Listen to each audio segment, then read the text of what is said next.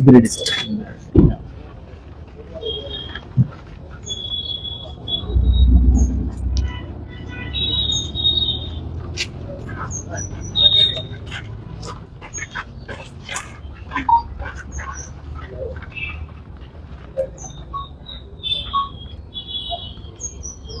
మీకందరికీ తెలుసు, మన 1 టౌన్ పరిధిలో బీజీఆర్ హోటల్లో 1వ తేదీ రాత్రి మర్డర్ జరిగింది. ఆ మర్డర్ జరిగిన వ్యక్తి పేరు రాఘవేంద్ర అలియాస్ పప్పి. ఆయనకి రౌడీ షీట్ కూడా ఉంది 2 టౌన్ పోలీస్ స్టేషన్లో.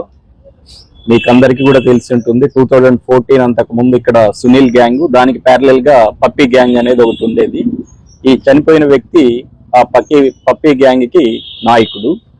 మొన్న 1వ తేదీ 30వ తేదీ మనకి 1వ తేదీ మర్డర్ అయితే 30వ తేదీని మన ఈయన లోకేశ్వర్ రెడ్డి అనే వ్యక్తి, ప్రొద్దుటూరుకు చెందిన వ్యక్తి అక్కడ హోటల్లో రూమ్ తీసుకోవడం జరిగింది.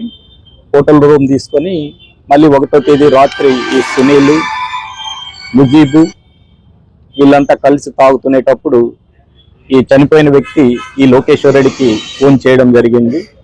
ఆ ఫోన్ చేస్తే డబ్బులు అడిగారని, ఆ డబ్బులు లేవు, కావాల్సింటే వచ్చి తాగు అని లోకేశ్వర్ రెడ్డి అనడం జరిగింది. ఆ లోకేశ్వర్ రెడ్డి ఆ రూమ్ నెంబర్ 206కి సుమారు రాత్రి 10:30 గంటలకు వెళ్ళడం జరిగింది.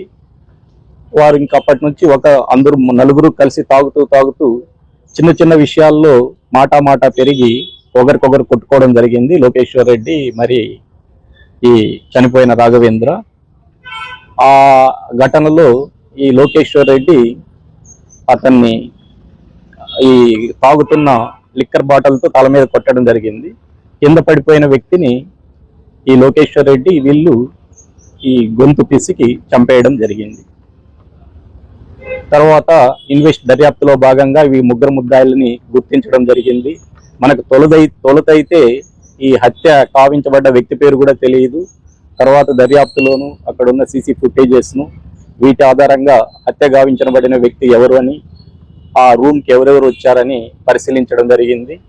ఈ దర్యాప్తులో ఈ 1 టౌన్ ఇన్స్పెక్టర్ రామకృష్ణారెడ్డి, వాళ్ళ ఎస్ఐ శ్రీనివాస్, సంజీవ్ రెడ్డి కష్టపడి వాళ్ళని ఈ దినము అరెస్ట్ చేయడం జరిగింది. ఈరోజు రిమాండ్కి పంపిస్తున్నాం వాళ్ళని. ముగ్గురు మాట అంటే ఇప్పుడు యాక్చువల్గా అయితే లోకేశ్వర్ రెడ్డి ఆ రూమ్కి వచ్చాడు.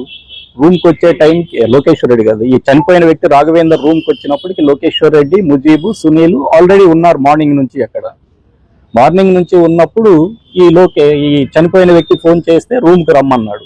రూమ్కి వచ్చినప్పుడు ఈ చనిపోయిన వ్యక్తి లోకేశ్వర్ రెడ్డికి మాత్రమే తెలుసు, ఈ ఇద్దరికి తెలియదు. ఈ ఇద్దరు కూడా ఆయనకి తెలియదు చనిపోయిన వ్యక్తికి.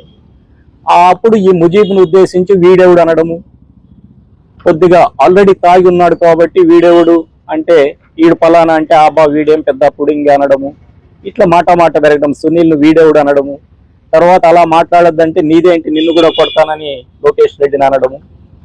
ఈ విధంగా మాట పెరిగి ఒకరికొకరు కొట్టుకోవడం జరిగింది.